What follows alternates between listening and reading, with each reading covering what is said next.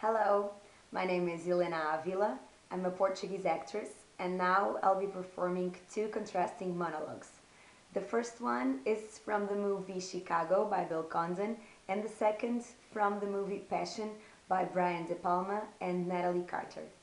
Thanks. I always wanted to have my name in all the papers. Before I met Amos, I used to date this well-to-do, ugly bootlegger. He used to like to take me out and show me off. We guys like to do that.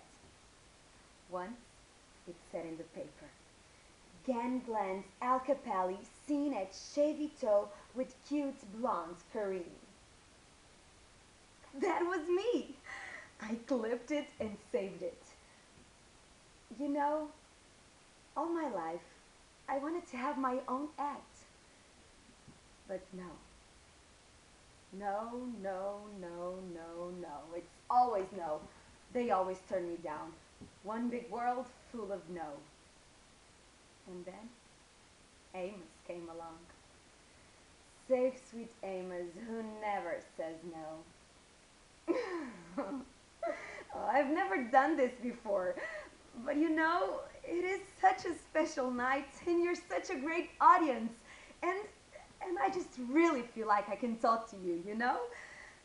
So, forget what you've read in the paper, forget what you've heard on the radio, because I'm gonna tell you the truth. Not that the truth really matters, but I'm gonna tell you anyway.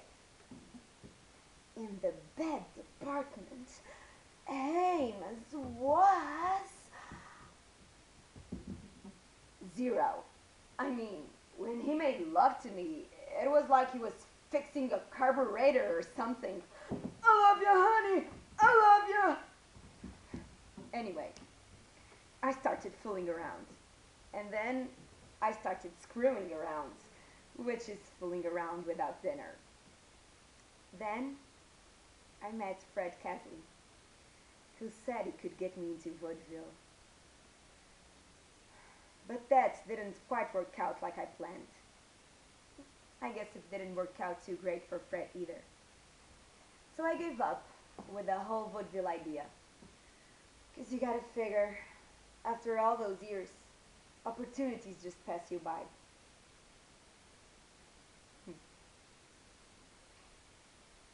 But it ain't.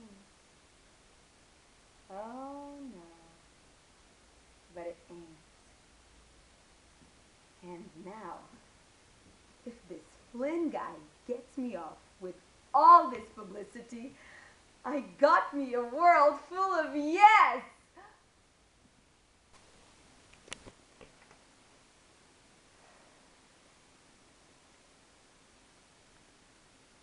When I was 6 years old, my parents bought me and my twin sister a bike, because we like to share everything. So, we would take turns riding it to school, and Clarissa was so much better on the bike than I was. She could pedal standing up and ride no hands. So one day was my turn, and I was just so determined that I was going to show her I could be just as good as she could. I started pedaling faster and faster, and she had to run like hell to keep up with me. And I let go of the handlebars. I felt like I was flying, and it felt so good. I just wanted to see myself, so I looked into the window, and I caught my reflection. And then, I don't know what happened. I swerved into the streets, and this truck was coming right at me. And then I suddenly felt my sister push me from behind, and I flew over the handlebars. The last thing I remember was this horrible thunk.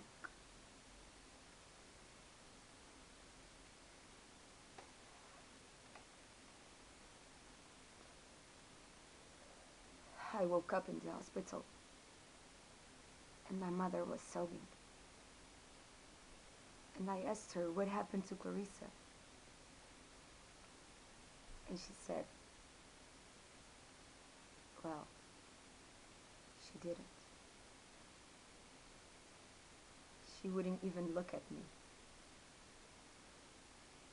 And no one ever said anything. But I knew what they were thinking.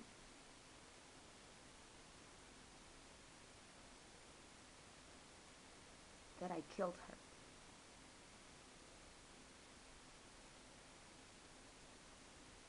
And they never ever told me that they loved me ever again.